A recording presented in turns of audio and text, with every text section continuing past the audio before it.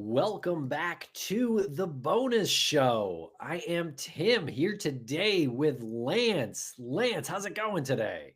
It's going great today, Tim. Thank you so much for asking. It's great to be among the live population here in this live episode that we're doing. Cannot wait to chat with all of those folks out there who are watching and listening to us. We're going to talk about what we did in the past week, and we're going to talk about what's coming up. But Tim, how are you? The world Doing is great over wants here. to know. I'm doing great over here. Yeah, it's a Thursday. It's Jueves, Oh, August Duolingo paying 20, off. August 21st over here in 2025. I saw a bald eagle this morning, Lance. Yeah, It's you really, saw not only a bald eagle, but a bald eagle on a cross. yeah, yeah, Some at the nearby church on the top of the cross. some sort of omen. Hopefully a good one. Yeah. Um, but yeah, not a political or religious statement. Taking that picture or posting that photo, but yeah, quite a shot. Pretty majestic. I got up on the hill across the street from the church Yeah, to get that shot. Yeah, pretty cool. it's good. That should be your But Christmas card this year from the Poliris. Oh boy, yeah. I mean, I just felt like people would put whatever they want on that image. You know what I mean? They could, someone who wants to take it in a religious or political way, they certainly can do so. A lot of But that left for was a not, lot of interpretation. yeah, certainly not my intention with taking that. But yeah, so here we are, Lance, back here on the bonus show. It's Thursday. We've just released some excellent episodes into the crawl space media scene, namely it's really a part two of our coverage of Lily and Jack Sullivan, the 4 and 6 year olds who went missing from Pictou County in Nova Scotia. A new conversation with Jordan Bonaparte and Madeleine Klein um, is out today on Missing. And this is a two-part conversation. Part two will be out, or I should say, it's in totality, it's part three, but part two of the conversation will be out tomorrow. So hopefully you enjoy that. It seems like that story, that case is really out there as far as the internet goes, like web sleuths searching for this case, searching for information. Jordan and Madeleine have been covering the case on his podcast, the Nighttime Podcast, in depth. So we basically lean on their knowledge of these updates, and we kind of throw around some ideas in especially in part two, Lance, where we get into our own final thoughts. But yeah, hope you enjoy those episodes. Definitely check them out. It is a tragic case, really mysterious. We don't know where Jack and Lily are. Hopefully, they are out there alive still. Right. This is a story that always causes us to shake our head and just exclaim, like, then what the hell happened? Like what exactly happened? There's no evidence, there's no indication of abuse. There's no indication other than that they're gone of a struggle of being abducted. They just are gone. And that's like the frustrating thing. When we talk about adults who go missing, it's typically like the car was there. There was a sign of a struggle. Someone had claimed that they were being contacted by someone else and it spooked them out. There was always like some sort of like red flag or some sort of indicator that this was going to happen, but there was no indicator here and there's no result. It's just two kids who were playing outside in the middle of the morning on a Friday and are now gone. Good job for the amazing coverage that Jordan and Madeleine have done. They've approached this story with very delicate gloves on, or however you want to say it. They've approached it in the best way in order to tell all the details, all the facts, in order to make sure that this doesn't go cold and these kids are actually found. Yeah, and you mentioned facts there. That's really pretty much all they're doing is, recounting the facts in the case. And I think this is one case that definitely the internet speculation kind of might get a little carried away in some corners, depending on where you're looking at I guess material about this case. So just be careful with that, because yeah, it seems like a lot of times when a kid goes missing, Lance, and we've experienced it this week in looking into the disappearance of Emmanuel Haro. When a kid goes missing, the parents are typically the first to be blamed, and a lot of times it's not necessarily their fault. We even heard that a little bit in the Delphi case, and like Holly Perinian's case, when people are blaming them for like actual abductions and murders. That parents got to give your kid a little bit of freedom. Can't be there every moment. So Yeah, this is a story that is like kind of the opposite of what we're typically dealing with when it comes to looking at the parents, because you always kind of look at that close circle right away. Who had the most access, who had the most reason to do any of these crimes, and it just doesn't seem to be there with these parents, other than the fact that they separated. And again, like where these they weren't married, so as far as we know, so they were a couple, but there was no like, unless I'm missing something, there was no indication of abuse or anything. no, I don't think so. What is that? Is that playing? Do you hear that? No. Oh, okay. I don't know what it. Was it a loud Sorry, sound I'm hearing outside? something in my. No, I'm hearing something in my earphones. I think I just touched my earbud and it sent off a tab that I can't find at this Oh, moment. so some It's videos playing some playing in the news background. video. Maybe it's this one. That's funny. Sorry. No, Let's it's all see. Okay, I think it's gone. All right, cool. Oh, no, it's not. No, it's not. Oh my God. All right, I gotta switch to switch to these headphones. All right. Um, so, disappearance of Emmanuel Haro, Lance. Definitely want to let our audience know that we have launched a breakout feed called Missing Emmanuel Haro, and we just recorded our second episode, so that would be an update, I guess, for that, and we'll post that as soon as we can. You can find that on your favorite podcatcher or whatever. If you'd like to hear just about Emmanuel Haro updates, check out that podcast feed. But we will probably upload part 2 to YouTube and possibly the podcast as well. But definitely subscribe to that Missing Emmanuel Haro feed, because you'll definitely get every update there.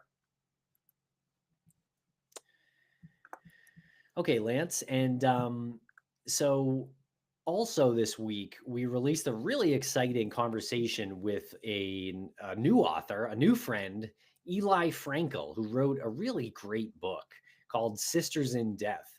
And it's about the Black Dahlia, Elizabeth Short, and Layla Welsh, aka the Prairie Heiress. These are two murder victims who our guest Eli Frankel has written a book about, and he has connected those murders through their killer, through the proposed killer, I should say.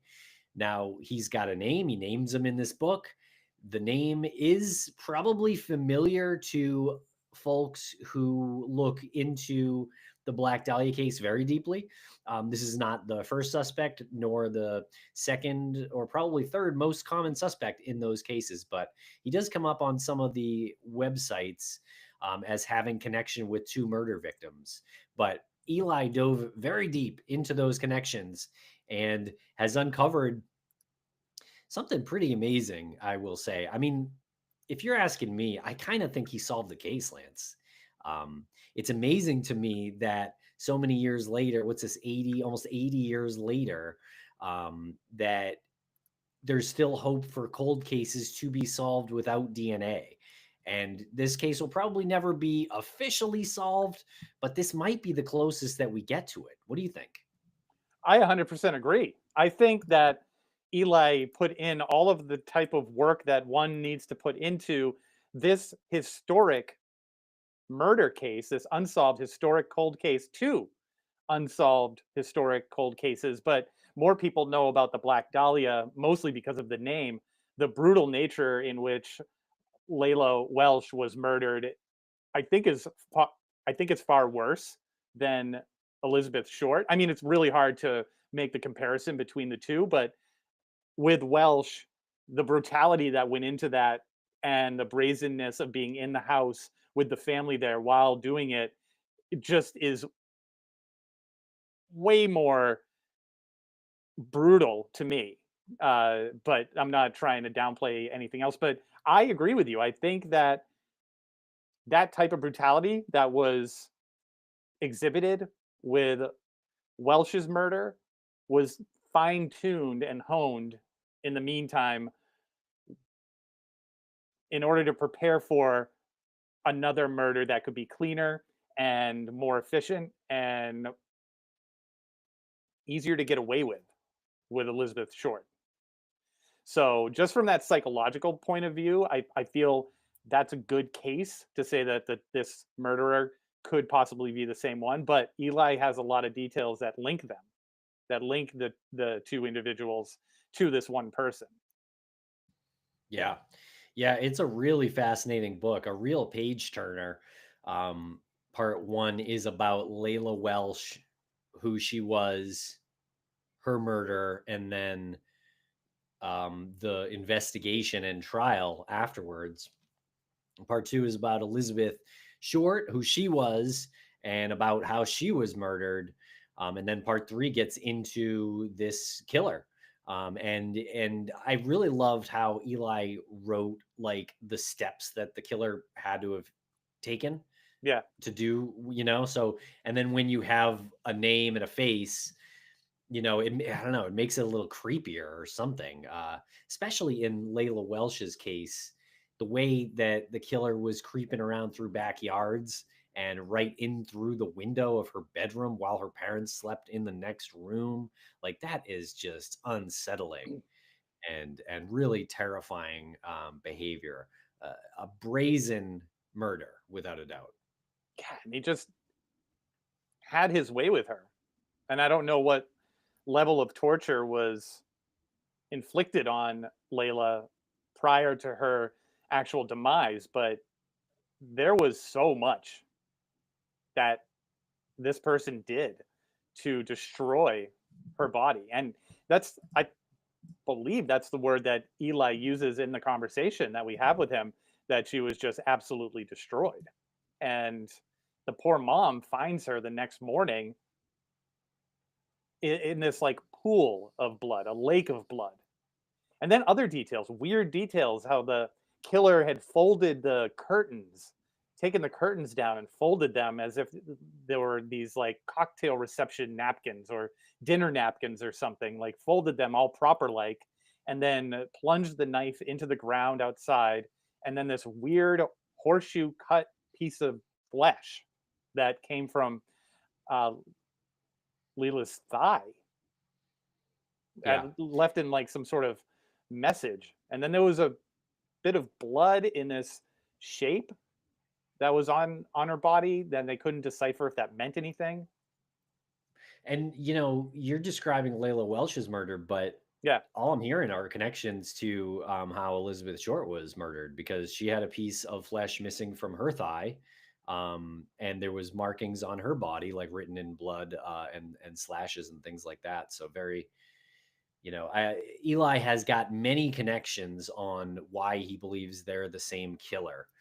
And a lot of it does have to do with how they were murdered and their cause of death and things like that. It does seem like Elizabeth was kept alive and actually, held against her will for several days. Yeah. which that is not the case with Layla. Layla was killed right away. And something that is really interesting in the, and I'm probably gonna botch the wording of this, but something really interesting in the book was in the, I guess, the autopsy report of Layla Welsh, in that she had adrenaline going through her body, Mm. um, which told, I guess, investigators and Eli, the author, that she had woken up just mere moments before getting struck in the head with the object that, I guess, incapacitated her and allowed the killer to finish his job and do the weird things that he ended up doing to her. Um, Again, very similar cause of death to Elizabeth Short. And, I don't want to get too graphic, but I think if you read the book, you'll see that it does feel like an earlier attempt at what he ended up doing to Elizabeth Short. Does it also feel like to you that this person was somehow trying to emulate like Jack the Ripper? I don't think so. He seems really deranged to me. I don't know about emulating anyone in particular, because I think he was in his early 20s if he was the killer of Layla Welsh.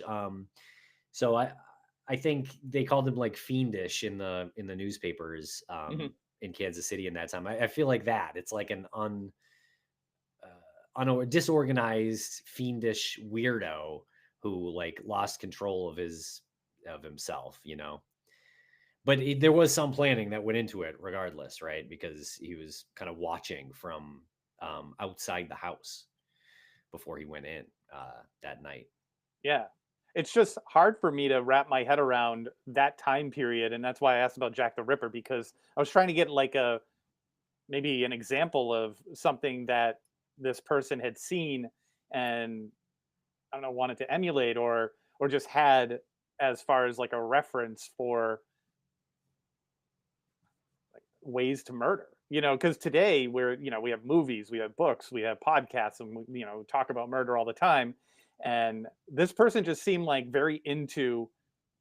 Well, first, there's a lot of rage there. There has to be a lot of A rage lot of for hatred. him. Yeah, a lot of hatred, but also just a complete lack of, I guess, you have to have a strong stomach to do what this person did. You have to not be queasy about blood or the insides of somebody's body, because when you're, like Eli said, destroying this person, you just don't stop, because you're like, oh, the sight of blood or the fact that like I've nearly cut this person's head off. That doesn't register for this person. So I don't know. I was just trying to wrap my head around any sort of piece of literature or media that this person could have looked at and read and thought, okay, so other people have done this. Does that make sense? If they read an It's article about, possible. you know, Yeah. I H.H. mean, Holmes or but something. yeah, I mean, maybe, but like he's got that inclination inside him, regardless of what he read. But I see what you're saying. He could have been impacted or affected by, something that he read or something like that. But this deep hatred came from inside him. Um, yeah, and you mentioned decapitation. That seems to be what he was trying to do to Layla Welsh, which again kind of sounds a little bit like Elizabeth Short, because Elizabeth Short was cut into two pieces. As insane as that sounds. Well, also So it's yeah, yeah, it's insane that there's no attempt in the first murder, in Leila Welsh's murder. There's no attempt to hide the body. There's no attempt to make it look like anything other than an absolutely brutal assault.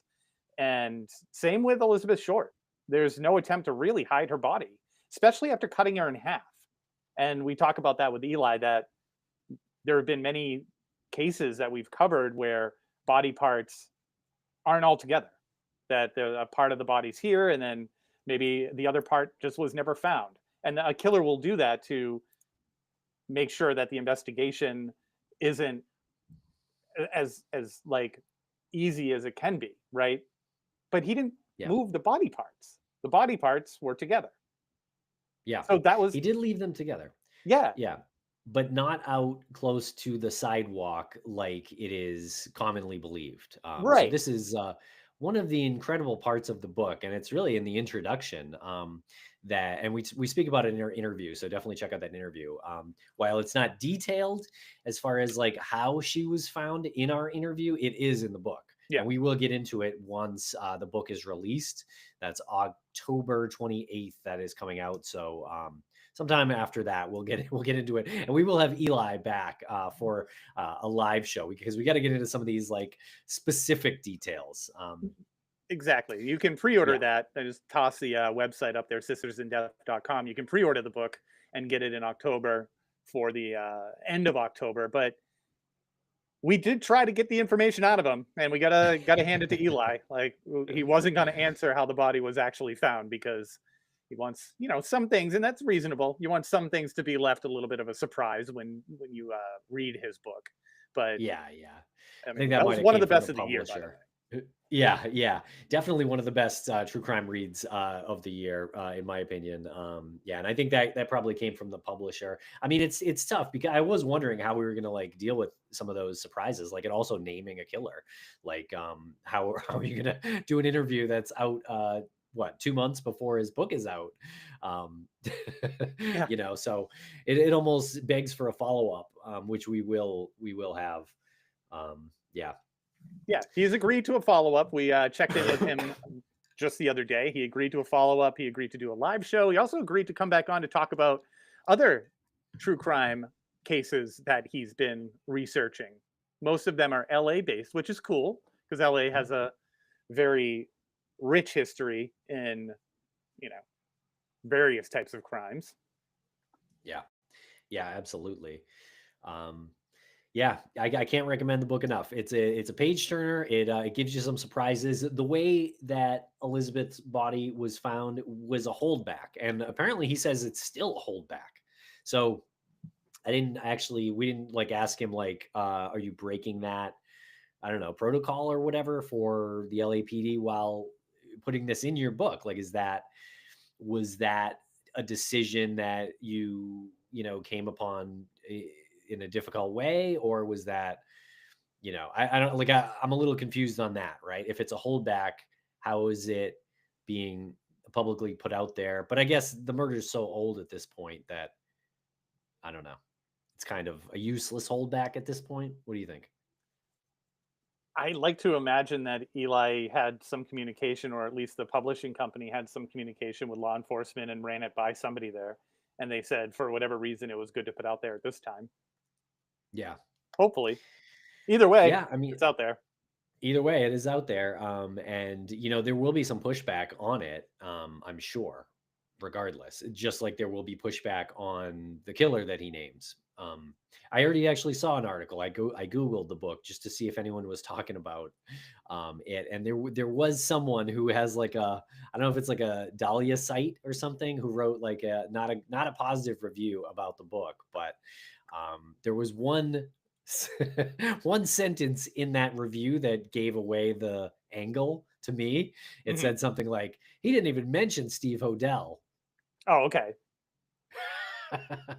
Because that apparently was the author of that article's favorite suspect. So Yeah. yeah, so he might not be naming your favorite suspect. If if you've been following this case for years and have a favorite suspect, this might not be your favorite suspect. I don't know. So interesting to have a favorite suspect. And you go down those paths with the people. And you I get love like it. mad when Yeah. a book is out about someone else. Yeah. Yeah, it seems like a very deliberate. No one should read this book. It's I don't know, kind of a negative review, but Coming with a different agenda there, I guess. yeah, I think so. I am pretty sure that our listeners and true crime readers are going to really be interested in the book. And maybe not every fact, maybe they won't agree with absolutely everything, but I do think it is going to get out there in the zeitgeist quite a bit.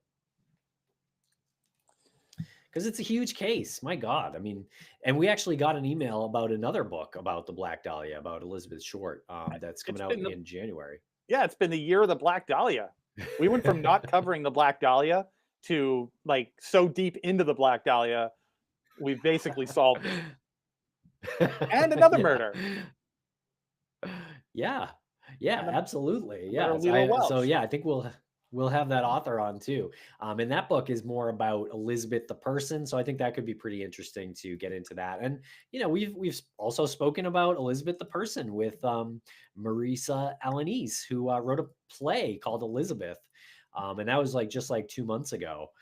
That she was on Crawl Space. So yeah, you're right. We have dug deep into the murder of the Black Dahlia this last couple months, kind of accidentally. So don't be surprised when you see a new podcast feed from Crawl Space Dal- Media. Dahlia Boys. Oh my God, that's great. That's It's it. That's just perfect. The Dahlia we're in. Boys. We can't stop talking about the case. No, no, we loved it. Love it. I did technically go to the same high school as Elizabeth Short. It was a different building, but it was Medford High School. We are from the same town, Lance, so there is some connection there too. And my grandmother supposedly lived with Elizabeth Short at one point. Yep. Yeah, I don't know. I can't prove that at this point, but that is the story in my family that my grandma's daughters have shared over the years. So Well, I buy it. I believe it. And you also moved to LA, to yeah, California, and your asthma was much improved, just like Elizabeth Short. So, I mean, yeah.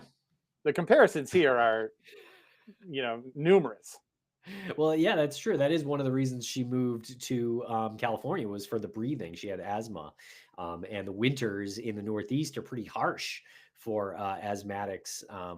Lance, I visited the ER just I think 3 times in the last year living here. Guess how Yeah. many times I did that when I lived in Los Angeles for 10 years? I mean, it's incredible. Yeah. 0. Zero. Yeah, even though people think, the smog and the breathing so bad, it's just the atmosphere is like, I mean, in as far as the air pollution, all that's what you expect. But yeah, just like the actual breathing for asthmatics is much better in like a dry climate. Yep. Yeah. All right, Lance. What else we got here to talk about Well, we have today? Samantha Stites. Yes. Yeah, that was a really incredible interview that we conducted with Samantha Stites, who was abducted and actually manipulated the kidnapper into letting her go. So definitely check out that episode. That came out earlier this week on Missing. And this is a new docu-series on Hulu called Stalking Samantha: 13 Years of Terror. And she is the focus of the documentary. She is Samantha. And we got some great comments on social media um, from the interview with Samantha. So I just want to read a couple here. Yeah. Crystal Ryan says, guys, in general, this is scary. And I hope this evil stalker is in prison for life because once you stalk someone, that's a crime and you can get yourself arrested. Lucky Turtle 7 says she is an inspiring person. During the documentary, she mentioned she had a moment where she thought, haven't I been through enough? She shared she realized she couldn't think like that and had to stay calm. That is such a vital choice. Changing her mentality helped her get out of the situation alive. She has such strength and courage, and I'm so happy she shared her story. Same. Yeah. Super, super smart woman. Incredible Yes. method to maintain your wherewithal, even in a situation that is absolutely terrifying. She's abducted from her own bed and brought to a bunker and handcuffed, and she still has to maintain a proper mindset in order to get out of there and not think like this is the end for me. And she did manipulate him into letting her go, thankfully, and identifies currently with the fact that like had he had more planning, this might have ended differently. That he just kind of I think, just to switch a little bit of gears here, I think that if he had thought about it a little more, it either would have been something that happened and we'll never hear about Samantha again, or he wouldn't have done it. I feel like he would have done it all the way, or he would have just pulled the plug on the whole experiment to kidnap her. But he kind of did it a little too soon and lost. She identified that and made sure she focused on the fact that he was losing his nerve. Right. So she said that he told her that he wasn't going to kidnap her yet, that it was just Yeah. like a dry run, him sneaking into her apartment. But then she turned on the light and kind of gave, I guess, to him, gave him no choice that he had to attack her then. Um, so yeah, I think you're right. Had he had a little more practice in sneaking into her house and things like that, might have ended much differently. I did see that he was inspired by the TV show You on Netflix, as Oh far yeah. as creating like this bunker that he kept her in. It was like in a storage unit, and he handcuffed her to it. It was like like a man made, I guess, I don't know, some kind of shed or something. Very, very scary stuff. And he is serving time, many years at this point. So yeah, his name was Christopher Thomas. Very crazy, crazy story. Definitely listen to that and check out the docu series as well. Got a couple other comments here from Amy on Spotify. She wrote, "Thank you for sharing your journey. You are very brave and an inspiration, Samantha." And Liana says, "Wow, no words. Thank you so much for sharing your story, Samantha. I can't imagine how hard it was to tell your story. Wishing you all the best for the future." So she is certainly connecting with the audience out there with her story. So really Yeah, well done. definitely. Yeah. Yeah. Yeah. I And I think just putting that story out there will probably save lives in the future. absolutely, I think she's doing the exact right thing that she needs to be doing. Yeah. And one part that shouldn't be taken one part that should be taken a little bit more significantly, or it should be weighted a little bit differently, is the fact that she got discouraged the first time around when she was reporting him as stalking her. The second time around, sorry, because she had the protective order against him, and then that ran out. She saw him again, and then she actually used the words like, "I'm going to go to the police." And what are they like? I'm afraid they're not going to believe me. So what are they going to believe me again that this is happening? I'm afraid they're not going to believe me. And her emphasis now is about the onus being too heavy on the victim. Like the victim always has to prove that this is a thing that's happening to them. And sometimes they do, sometimes they don't. And that needs to, that somehow needs to change. Yeah, I agree. It's good to have protection orders against stalking. Stalking can very easily and often does lead to violence.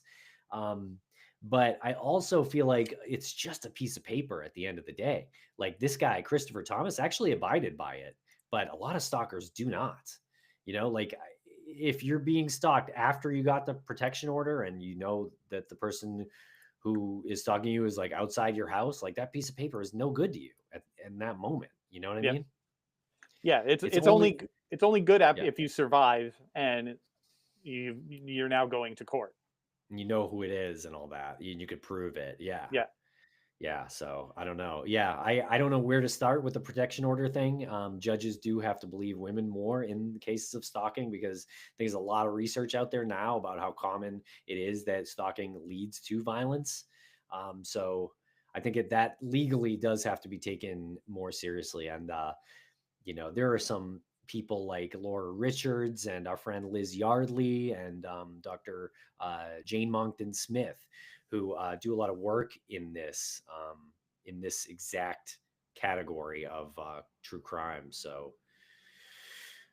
yeah, hopefully there's some progress being made in this. Yeah. And Valley of the Kings here, thank you for contributing to this conversation. This is great. Basically saying that this person gave their number to a group of young guys and then ended up something happened. She or this person ended up needing to go to the police, and the police blamed blame this person for nothing, which is great. They believed her or him. I'm assuming that this is a female. They believed this person. They took it seriously, even though this person thought that it was their fault. Wow. So yeah, Great.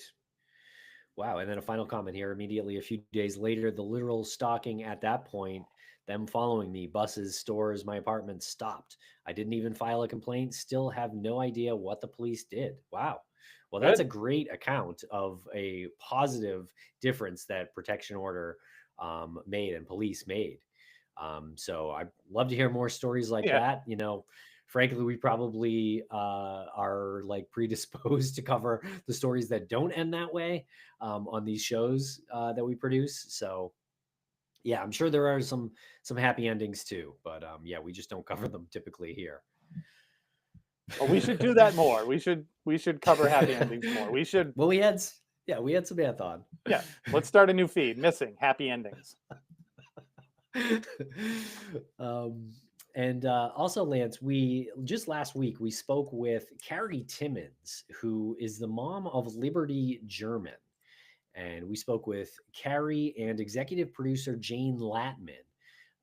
And she produced this docuseries capturing their killer, The Girls on the High Bridge, also on Hulu from ABC News, that is out now. Just want to read some comments on this. And before I do, I just want to say, like, I'm a little surprised that so many, maybe I'm just unaware, but so many people don't think that Richard Allen is the guy. Like, we got 44 comments on the YouTube video here, and a lot of them are saying that they got the wrong guy. Okay.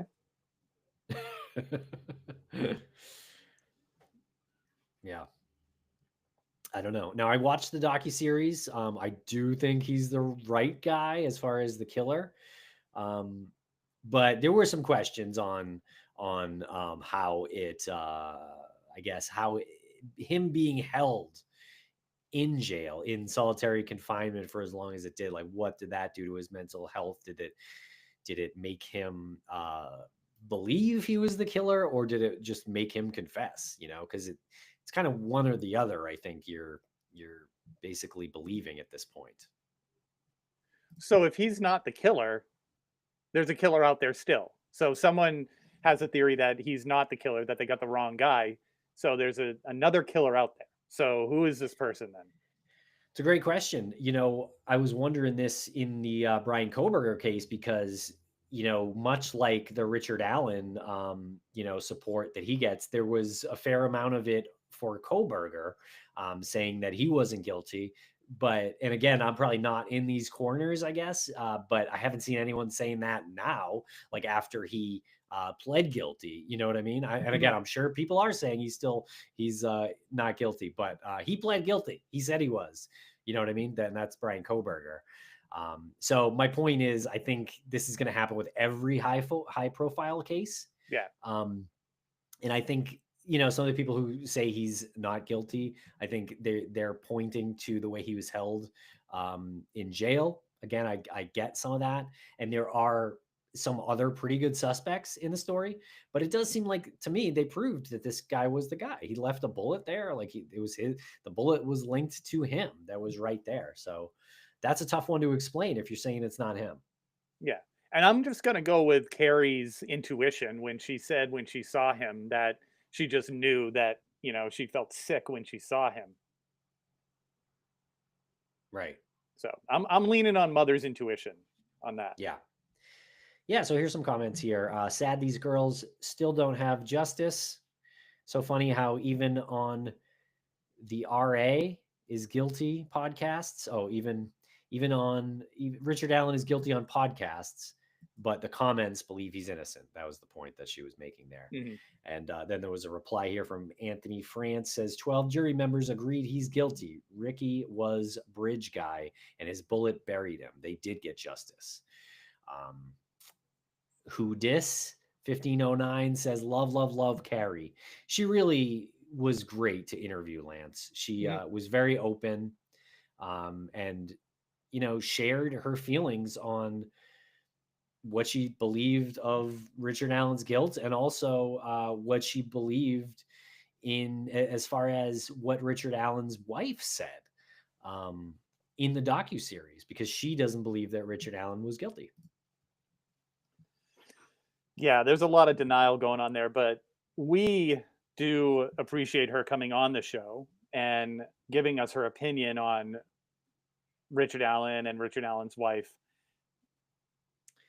I further appreciate her understanding how important it is to talk about this and keeping the story alive and letting people know how it was an amazing moment, how proud she was when she found out that it was her daughter who took the video, that it was Libby who took the video, which I wasn't ready for her to answer it like that. But it just goes to show how she understands the importance of talking about this and not letting it just fade away into, true crime, the annals of true crime history.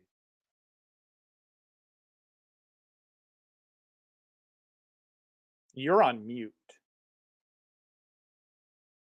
Muchos gracias. No problem. Yeah, another comment here on Spotify. Hellcat859 says, "Didn't they get the wrong guy though?" And a comment under that says, "I don't think so."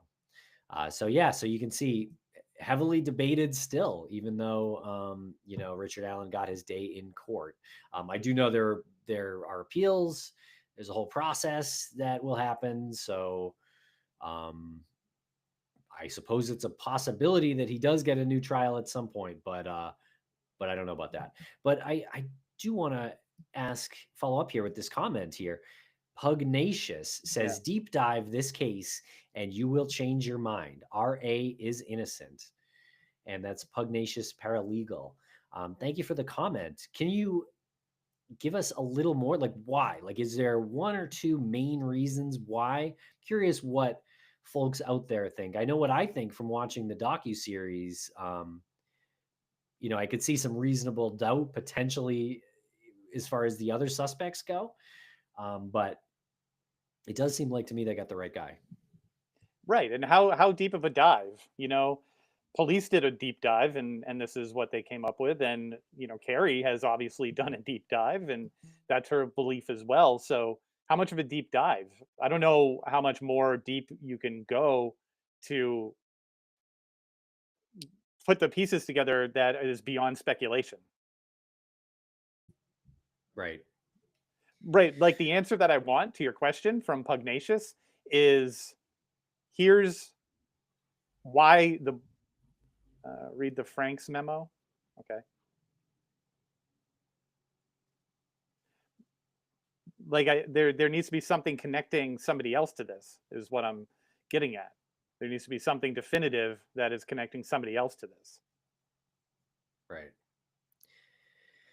Yeah, I don't know. I mean, everything I saw from the defense was to me just like typical defense stuff, like throwing in Odinism and all this stuff that was to me kind of probably irrelevant. But I don't know what the Frank's memo is, so I haven't read that. I don't know. I mean, I would love a short answer, a quick, succinct answer if anyone's got one that they can write in here. But I don't know. Well, what I have here for the Franks memo, there's a website that's actually Rick Allen, rickallenjustice.com. Yeah, I did come across that. Yeah. Anything on the Franks memo?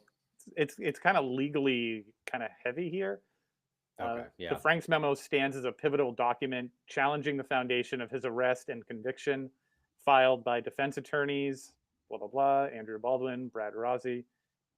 This meticulous document argues that the probable cause affidavit used to justify Allen's arrest was built on false, misleading, and incomplete information. So there's a whole memo out there, I guess, that has all of this evidence questioned. Right. Okay. All right. Well, you know what? Just for the sake of being fair here and not one-sided, we'll pop that up if anybody wants to check it out. All right. Cool. Yep. Um, all right, Lance. Just want to mention a couple of upcoming episodes that we've got.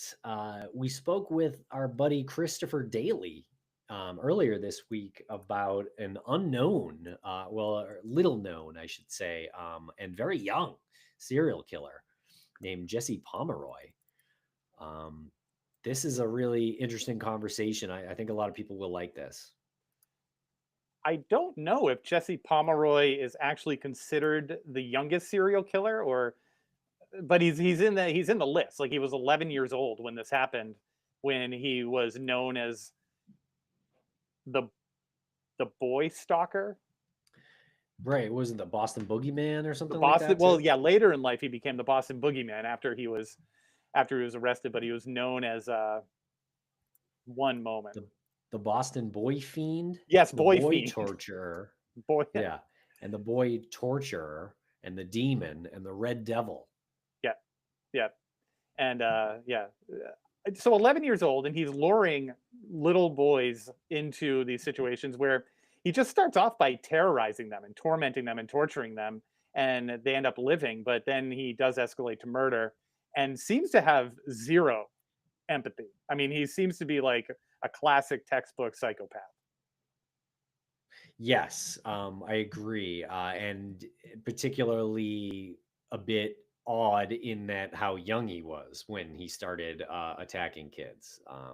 Yeah. But it does seem like, and later in the conversation, it's interesting because we do break down, what he was doing, and then we kind of talk about like where did this come from in him, like where did this anger and come from, and it sounded like he was abused pretty badly as a kid, and then when he got old enough to abuse other kids, that's what he was doing. It almost seems like he was doing the exact thing that was done to him.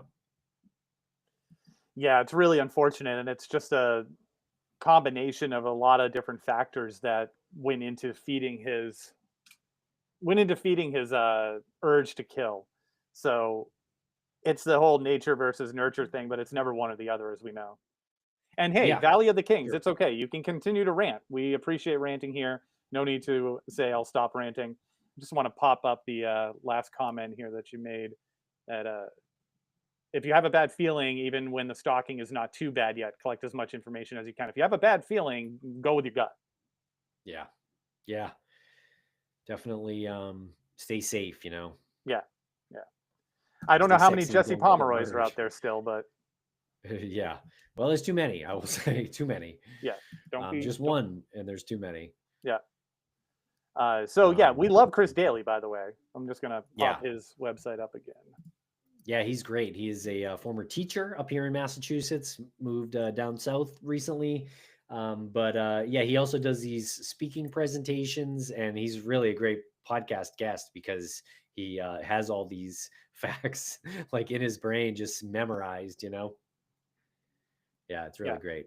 I kind of want to do a marathon of episodes back to back, alternating between him and Ross Griffith. Ross Just Griffiths from our Bennington Triangle series. Yeah, he is a wonderful guest as well. Yeah, very similar in that way where they have these stories so well memorized, basically just from doing the research. I'm a bit yeah uh, shocked at how good these folks are. And Laura Risti, another one quite like that, and she's coming back on the show very soon as well. She's one of our audience's favorite guests, no question about that. She'll be back soon to speak about another disappearance case, one that she hasn't spoken about to us on these airwaves yet. So that'll be interesting as well. yeah, I love the fact that we have our little collection of people who we can just rely on to come on and give us some really good factual accounts of these stories, and then we get to, Yeah, like, you know get that out there. Like Jesse Pomeroy. People are starting to forget about these stories. absolutely. Yeah, no, we got to keep these spoken about. And Lance, is there anything that you would like to say about the upcoming Crawl Space episode with author Maxim Furyk? It's quite a ride. I mean, you and I kind of hung on right from the beginning and just let him do his thing. He went off. I think people are going to appreciate the conversation. He Good. was a great guest. He was a great person to have on the show. He has his agenda of what he wants to talk about, and it's apparent right from the start. After you ask him how he is, he says exactly how he is, and he goes into a little bit more detail as to why he is. And it is a really great conversation. But you and I learned early on in that conversation that this was his show. That we are on for the ride, and then we're going in his direction. Less of a dialogue, and more of him kind of telling us his ideas.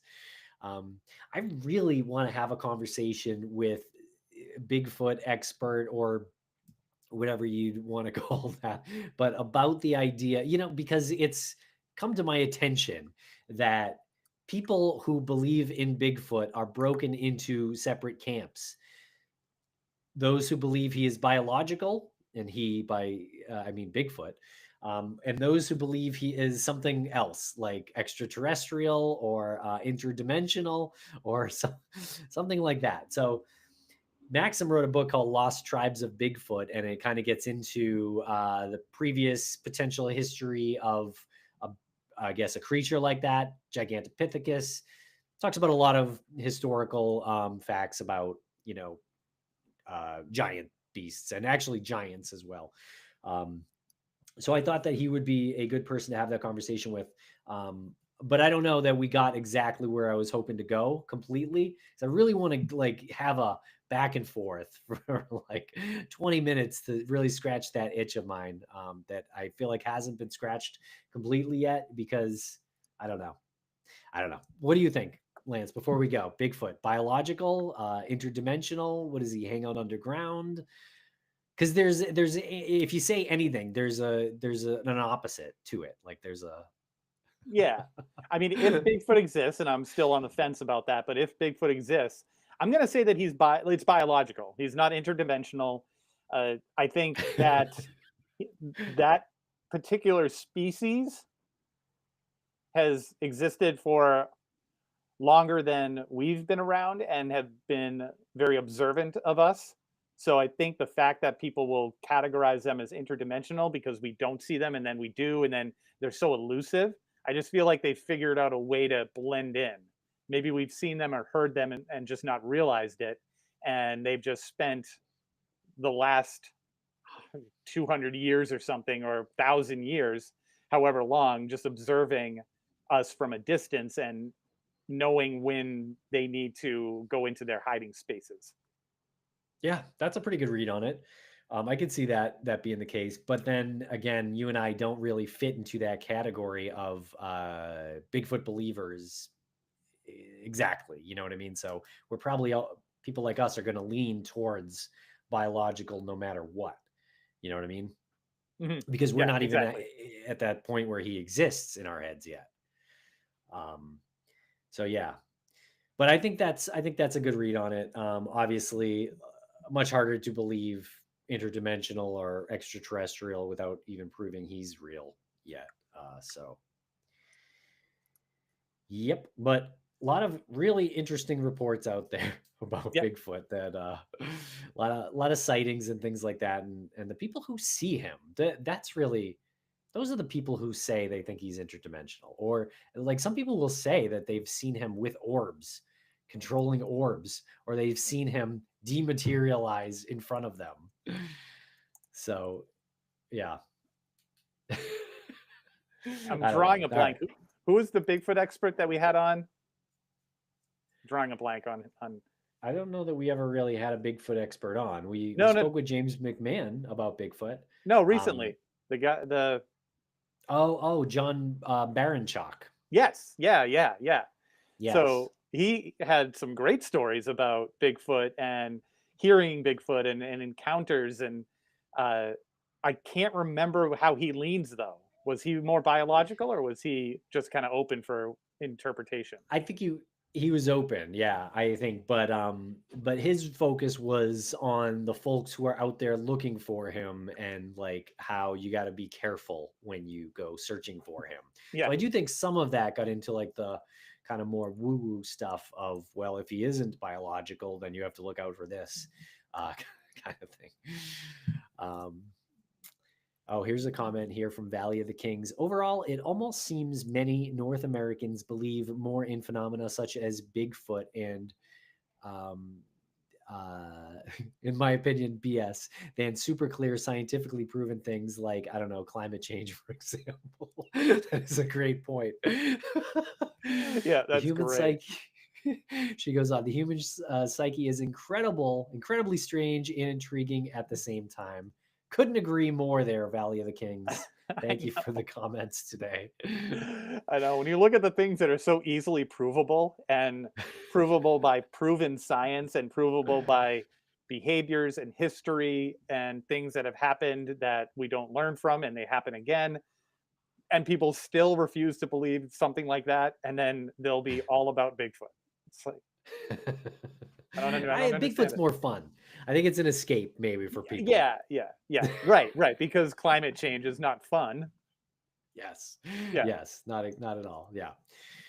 All right, everyone. Well, this has been a fun chat today. I think we hit all of our topics here on my list anyway. So Yep. thanks for listening. And yeah, tell a friend about our subscription service. We'll do more of these bonus shows where we get deep into these cases and these episodes that we release. So thanks a lot for sticking with us. All right. All right. See you next time. See you next time.